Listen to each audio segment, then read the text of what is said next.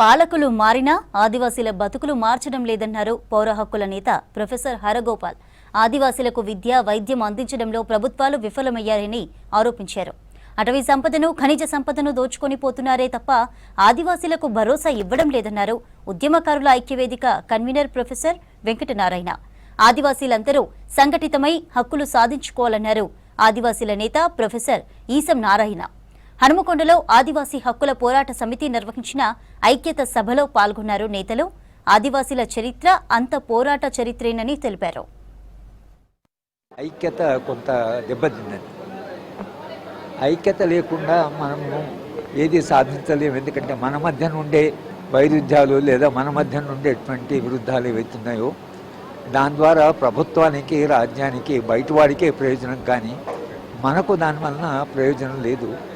ఎక్కడో మన సమస్యలు, మన భూమి సమస్య కానీ, మన అడవి సమస్య కానీ, మన సంపద సమస్య కానీ, ఖనిజాల సమస్య కానీ, వీటిని ఎదుర్కోవాలని అంటే మనమందరము సంఘటితంగా మనం దీన్ని ఎదుర్కోవాల్సిందే తప్ప ఎవరికి వాడుగా మనం ఎదుర్కోలేము అనేటువంటి అనుభవం ద్వారా తెలుసుకున్నటువంటి, ముఖ్యంగా తుడుం దెబ్బ ఏదైతుందో అది ఒక ప్రఖ్యాతమైన సంస్థ. అది చాలా చారిత్రకమైన పాత్ర నిర్వహించిన సంఘం. అది ఆ తుడుం దెబ్బ వాళ్ళు అందరూ ఐక్యమై వాళ్ళు భిన్నమైన సమూహాలు ఇక్కడ వచ్చి వాళ్ళు మా మధ్య మాట్లాడుకొని మాలాంటి వాళ్ళని కూడా పిలిచి మాట్లాడించడం ఏదైతుందో ఇది ఒక మంచి మార్పు.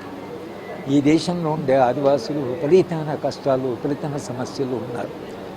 ఆదివాసుల జీవితాలు బాగుపడి వాళ్ళు ఒక భద్రతతో, ఒక స్వేచ్ఛతో, వాళ్ళ పాలన వాళ్ళది, వాళ్ళ నిరంతరంగా అదే బిలీవ్ వాళ్ళ పాలన, స్వపరిపాలన అనేది ఆదివాసులకు ఉండేటువంటి ఒక ప్రధానమైనటువంటి కల్చరల్ కనుక ఇవన్నీ ఎదుర్కోవాలంటే దీనికి ఒకే ఒక మంది ఏమిటంటే సమైక్యత.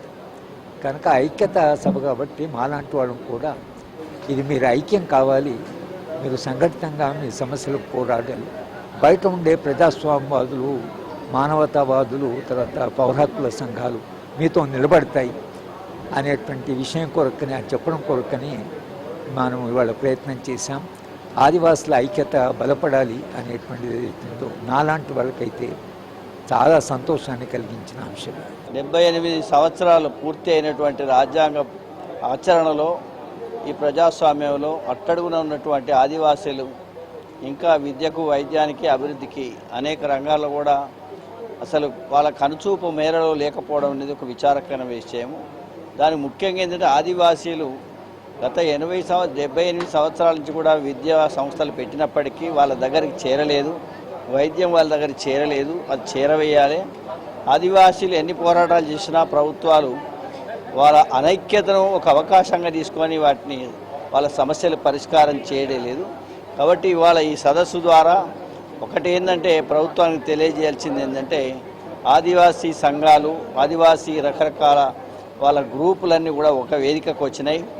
వాళ్ళ సమస్యలకు ఒక శాశ్వత పరిష్కారం వచ్చే విధంగా ప్రభుత్వం యొక్క కేంద్రం కానీ, రాష్ట్రం కానీ పాలసీలు యొక్క విధానాలను తయారు చేసి వాళ్ళ యొక్క అభివృద్ధికి దోహదం చేయకుంటే ఈ ప్రజాస్వామ్యంలో వాళ్ళకు దక్కింది ఏందని ఒక ప్రశ్నార్థకంగా మిగిలింది. కాబట్టి ఇలా హరగోపాల్ సార్ లాంటి వాళ్ళు ఈ ఆదివాసీల ఐక్యత, అదేవిధంగా వారి అభివృద్ధి గురించి మాట్లాడడం, ఇలా ఆ చైతన్యాన్ని తీసుకురావడం చాలా చాలా కొత్త అధ్యాయంగా నేను భావిస్తున్నాను.